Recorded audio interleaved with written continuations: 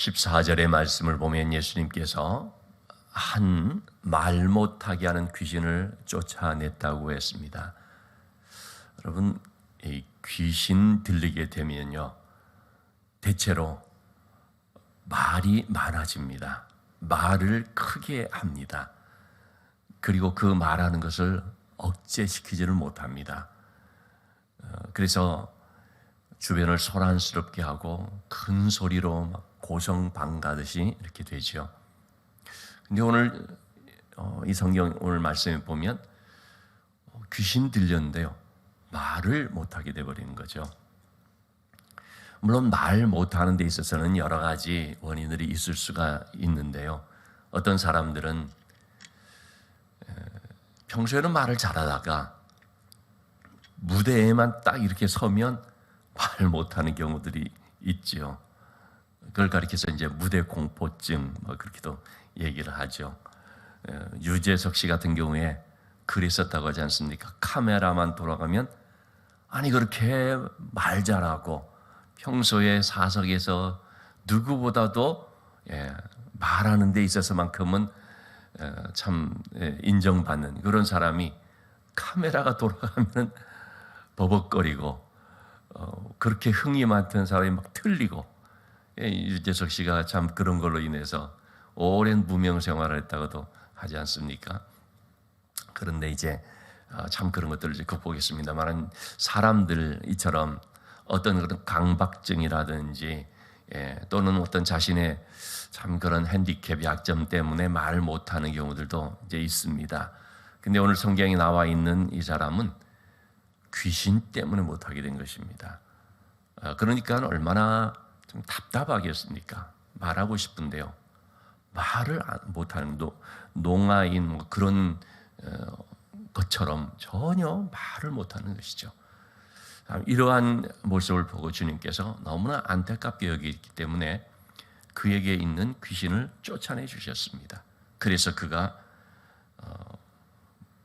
말 못하던 사람인데요, 아주 말문이 탁 트여지는 이런 일이 벌어진 거죠. 눈 앞이 보지 못하던 맹인이 눈이 떠진 것처럼, 귀가 안 들리던 사람이 귀가 쫙 열린 것처럼 말문이 막혔던 사람이 말이 탁 터지게 되는 모습을 보게 되었을 때 사람들은 참 놀랄 수밖에 없었던 것이죠. 아니 이분이 도대체 어떤 분이길래 귀신을 쫓아내고 이런 일들이 일어나는가, 깜짝 놀랄 수밖에 없었습니다. 여러분, 귀신은 이렇게 여러 가지 모양으로 사람을 괴롭히게 됩니다. 이 말씀은 모든 것들이 다 귀신의 역사이고 귀신 때문에 되어진 것이다라고 말하는 것이 아닙니다. 여러분, 우리가 항상 사안에 따라서 봐야 되는 것이지, 모든 걸 다 귀신으로 갖다 붙여서 그래서 그런 일도 있었지 않습니까? 지금도 그런 부류가 좀 있습니다만, 감기 걸려도 감기 귀신, 감기 귀신아 나가라, 무슨 귀신아 나가라. 이것은 너무나 말씀을 왜곡하는 것이고요, 영적인 면에서 굉장히 미혹해하는 것입니다. 여러분, 절대로 그런 것이 아닙니다. 오늘 성경은 말 못하는 것 중에 하나로서 귀신 때문에 그렇게 된 경우, 이제 그것을 말문이 트여지게끔 주님께서 귀신을 쫓아내 주신 거죠. 문제의 원인이 귀신인 경우가 있는 것입니다. 여러분, 우리가 신앙생활을 하면서도요, 어떤 분들은 말문이 안 트여지는 경우들이 있습니다. 다시 말하면 기도가 안 트여지는 경우가 있습니다. 정말 기도하기를 원하는데 기도가 안 나오는 경우가 있습니다. 그 경우에 나를 사로잡고 있는 악한 영에 의해서 그런 경우가 있을 수가 있다라고 하는 것이죠. 바로 그런 때에 우리는 나를 말 못하게 하는 악한 영, 귀신아 물러가라, 그렇게 소리칠 필요는 있습니다. 예수 그리스도의 이름으로 명하노니 귀신아 물러가라. 그래서 귀신을 우리가 내어 쫓아서 우리의 이 영적인 입이 열려질 필요가 있습니다. 여러분, 신앙생활은요, 그야말로 말로 하는 것이라고도 볼 수가 있죠. 말이 참 중요합니다. 이 말은 사람들과의 말을 말하는 것이 아니고 하나님과의 대화인 거죠. 어제 우리가 이 기도에 대한 것을 봤지 않습니까? 어떤 분은 그런 얘기를 했습니다. 기독교는 기도교다. 저는 참 그 말이 일리가 있다고 보거든요. 여러분, 기독교는요, 기독이라는 말은 이 그리스도라는 말을 한자로 번역한 말이거든요. 한자로 풀어 쓰기를 이제 기독이라는 말을 쓰게 되면서, 그래서 오늘날 우리가 기독교라는 이름을 이제 갖게 되어버린 건데요. 사실은 이제 그리스도교죠. 이것을 예전에는 전부 한자로 성경을 맨 처음 번역을 하다 보니까, 그래서 예수님을 야소교라고도 불렀었죠. 어쨌든 그런 어떤 이 음절을 좀 패러디해서 기독교는 기도교다. 그만큼 이 기도가 굉장히 중요한 분량을 차지한다는 거 아닙니까? 기도에 있어서 수단은 뭡니까? 말이거든요. 그래서 우리가 신앙생활을 잘 하려면, 또 깊이 들어가려면, 하나님과의 관계가 더 깊어지려면 항상 우리의 삶에 있어서 기도가 더 많아지고 기도가 더 깊어지고 기도의 맛을 봐야 되는 거죠. 그래서 우리가 참 이 신앙생활에 기도가 중요한데, 기도는 하나님과의 대화거든요. 그렇기 때문에 우리의 말문이 트여져야 됩니다. 하나님 앞에서 우리 기도 생활이 더 활발해지고 더 하나님께 우리의 이 말로서 드려져야 되는 거죠. 그런 점에 있어서 우리가 참 하나님 앞에서 늘 기도의 삶에 필요한 우리의 입술이 말문이 더 트여지도록, 하나님께 대한 기도가 더 많아지도록 우리는 그런 사모함을 가지고 또 간구할 필요가 있겠습니다. 자, 이렇게 주님의 이적의 역사를 보게 되었을 때 너무나 놀라는 사람들이 많았죠. 대부분의 무리들은 너무나 놀라면서 감탄하고 감사하고 하나님을 찬양하고 예수님의 이름을 높이고 그렇게 되죠. 그런데 여기에 15절 말씀에 더러는 말하기를 귀신의 왕 바알세불을 힘입어 귀신을 쫓아냈다. 또 이렇게 예수님을 비방하는 것입니다. 예수님의 그 힘든 한 사람을 고쳐주시는 것을 가리켜 또 비방을 하는데, 이번에는 안식일날 하는 것이 아니니까 안식일날 이랬다고 말은 못하니까 뭐라고 이제는 또 얘기를 하느냐. 귀신의 왕 바알세불을 힘입어 귀신을 쫓아냈다. 이 바알세불이라는 것은 파리의 왕이라는 뜻인데요. 이 파리가 좀 더럽고 좀 그런데 많이 꼬이지 않습니까? 그러니까 파리의 왕 그러면은 그런 어떤 악한 귀신의 왕 뭐 그런 식으로 이제 불려지는 거죠. 그를 힘입어서 귀신을 쫓아냈다. 그렇게 아주 비하하고 폄훼하는 얘기를 합니다. 또 더러는요, 16절에 보면은요, 뭐라고 또 하느냐면 이 정도 갖고는 이거는 아무 무슨 표적도 아니야. 그래서 예수님은 시험하셔서 하늘로부터는 진짜 표적을 한번 보여달라, 이렇게 또 얘기를 하는 것입니다. 아니, 말 못하는 사람이 말을 하게 되는 이 놀라운 광경을 보면서 이거는 정말 하나님께로부터 오신 분의 표적이다라고 사람들이 얘기를 하는데, 근데 일부는 이거는 표적도 아니, 그건 누구나 또 할 수 있는 거야. 더 큰 표적, 진짜 진한 표적을 한번 보여달라, 이런 식으로 또 얘기를 하는. 한쪽은 귀신의 왕을 힘입어 쫓아냈다 그러고, 또 한쪽은 진짜 표적을 보여달라, 이런 식으로 얘기를 하는, 여기에 대해서 예수님께서 그들의 생각을 아시고 말씀을 이제 하신 거죠. 특별히 귀신의 힘을 입어서 이렇게 쫓아냈다는 자들에게 분쟁하는 나라마다 황폐해지고 스스로 분쟁하는 집 무너진다. 아니, 귀신의 힘을 입어서 귀신을 쫓아내면 그럼 귀신의 세계가 어떻게 되냐? 자기들끼리 무너지게 되는 것이지. 그러면서 하는 말이 뭐냐면요, 19절 말씀에 내가 만약에 바알세불을 힘입어 귀신을 쫓아냈다면 너희 바리새인들도 귀신을 쫓아내는 경우가 있는데, 그런 경우는 그럼 어떻게 쫓아낸 것인가?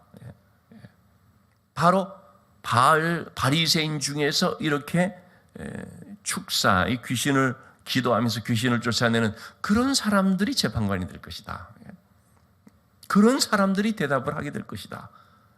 우리는 결코 바알세불의 힘을, 귀신의 왕을 힘입어서 쫓아낸 게 아니라 하나님의 능력을 힘입어서 쫓아냈다라고 그들이 말할 것인데, 내가 하고 싶은 대답은 그런 것이다 라는 뉘앙스로 주님이 말한 것이죠. 그러니까 주님께서는 참 그 순간순간 말씀하실 때마다 얼마나 참 지혜롭게 대답을 해주시는지 알 수가 없죠. 만약에 귀신을 힘입어 쫓아냈다면 귀신들이 자기들끼리 서로 분쟁하고 서로 싸우고 다투고 그래서 무너지는 결과가 될 텐데, 그게 이치에 맞겠는가? 또 한편 바리새인 중에서 그렇게 하는 사람들은 그러면 그것은 누구의 힘으로 그렇게 하는 것이냐? 분명히 이 바리새인들은 그것은 하나님의 능력을 힘입어 쫓아내다 말할 거거든요.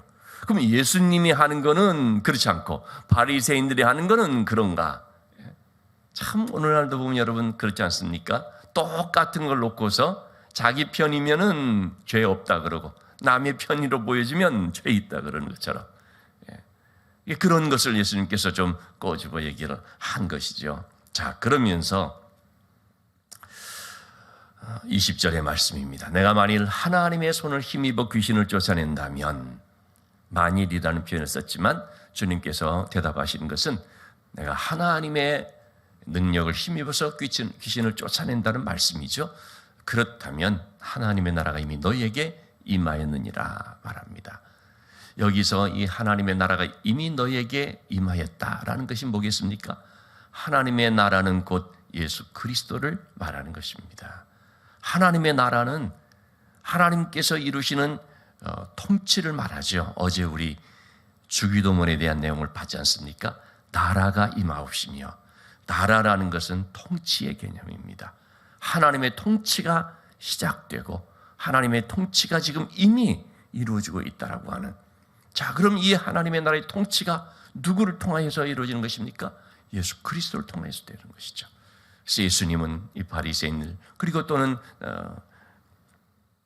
예수님의 이 사역을 잘 모르고 있는 사람들에게 주시는 메시지가 이것입니다. 이미 하나님의 나라가 시작이 되었다. 즉 하나님의 통치가 이루어졌는데 그것은 바로 예수님을 통하여서 나타나고 있다는 것이죠. 그래서 예수님은 세례 요한의 제자들에게도 그런 말을 한 것입니다.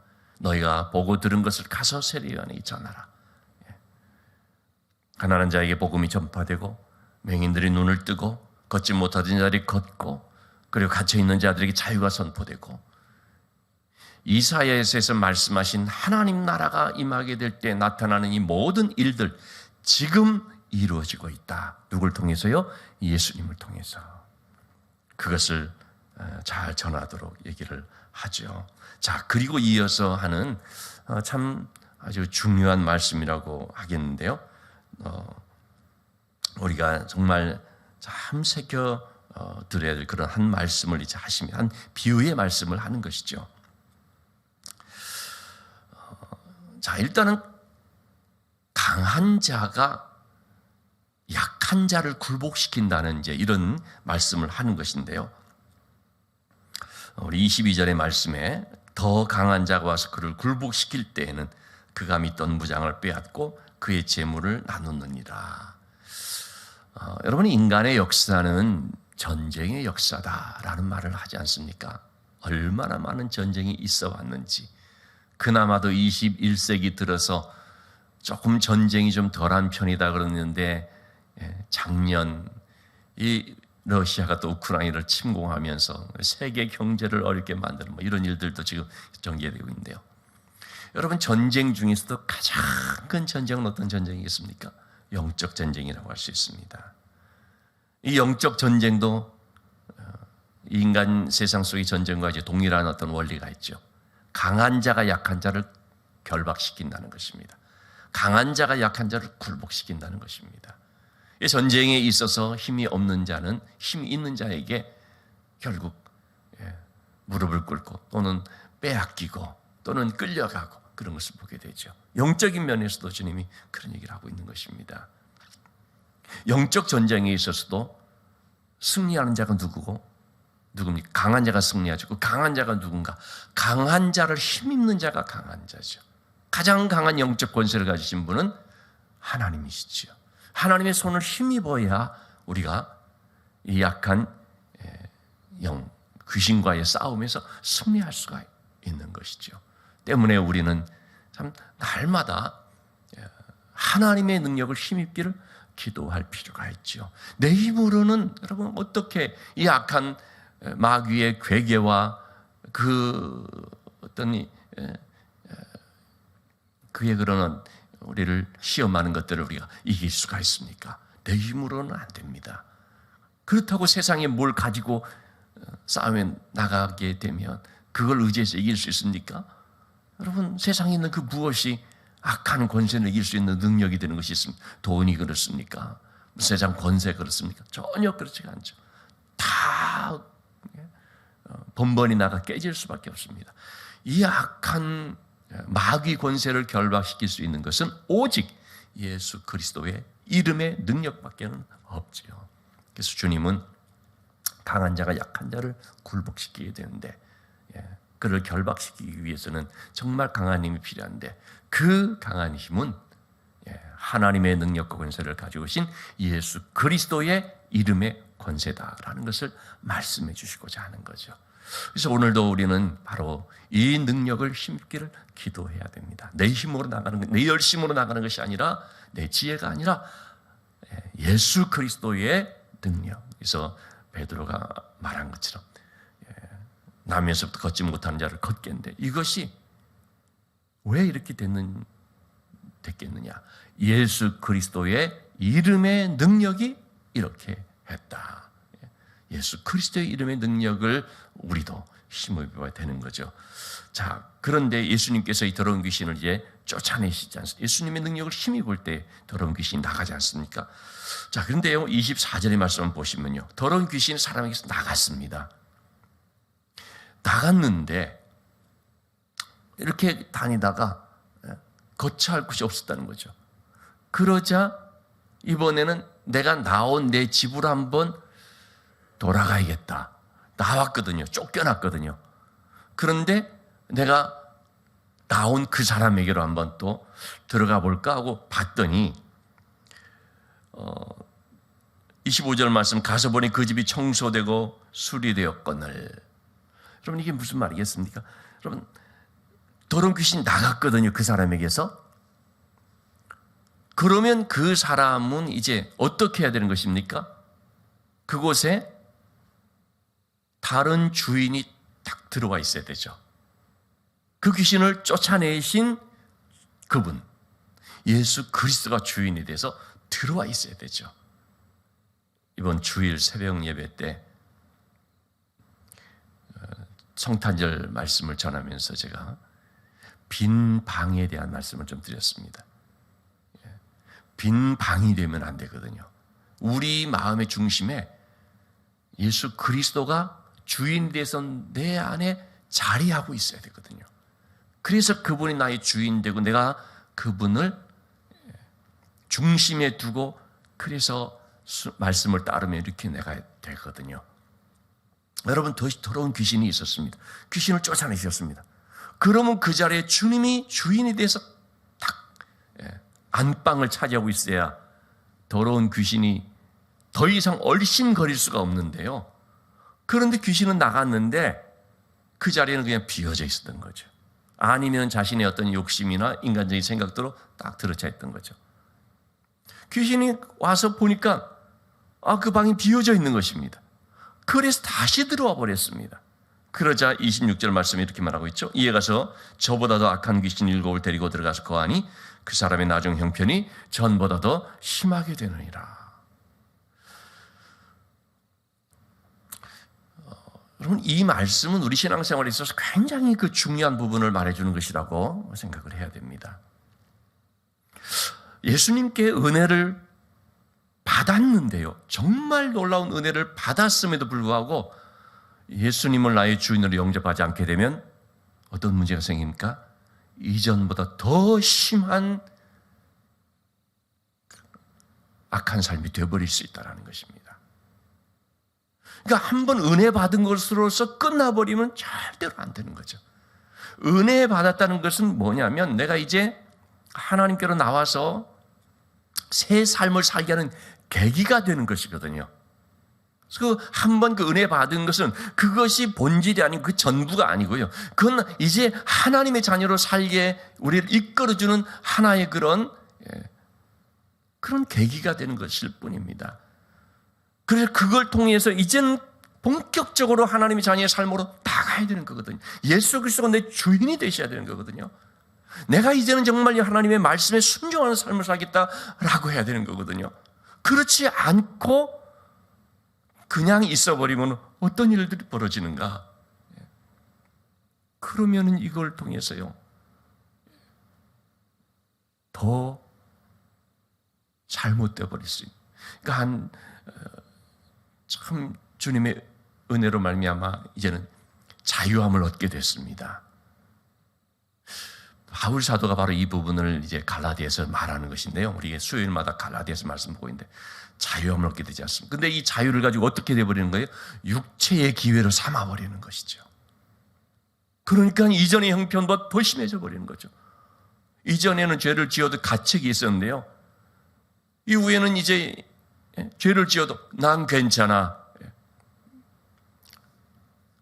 또 용서받는 거야. 그래가지고요 더 오히려 자유롭게 죄 짓는 결과가 되어버린 것입니다.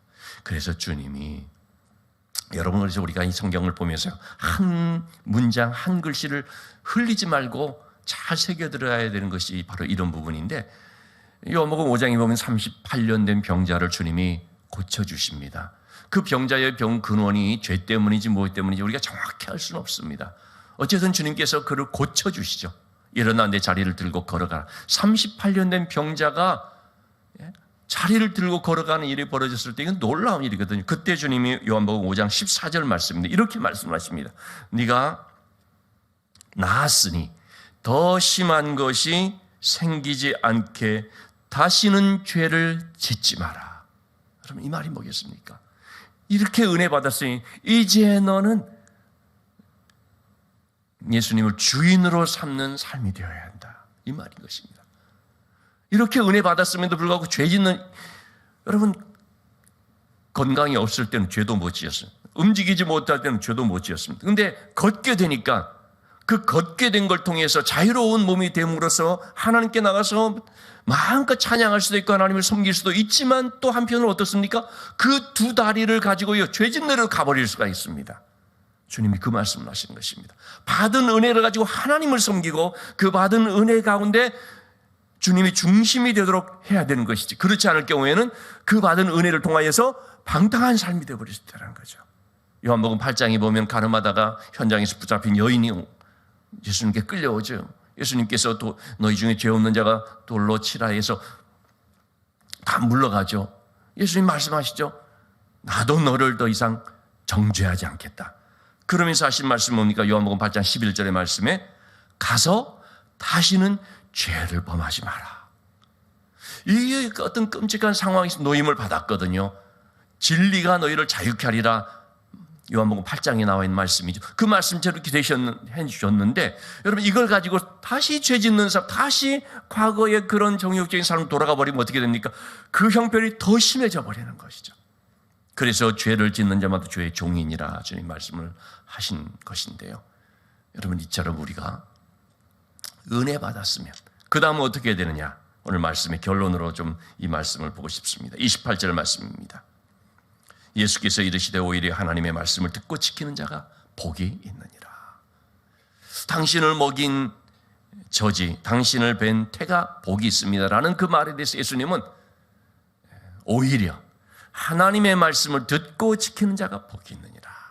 진짜 복 있는 사람은 누구냐? 하나님의 말씀을 듣고 지키는 자입니다. 우리가 은혜 받았습니까? 복된 삶을 살아야 되는데 그 복이 뭐냐? 하나님의 말씀을 듣고 지키는 것이다라고 말하고 있습니다. 그래서 우리는요, 나 이렇게 은혜 받았어, 나 이런 놀라운 체험을 했어, 그거 자랑할 필요는 사실 없습니다. 중요한 것은 뭐냐? 그래서 어떻게 하고 있느냐? 하나님 말씀을 듣고 지키고 있다. 그게 진짜 복이라는 것이죠.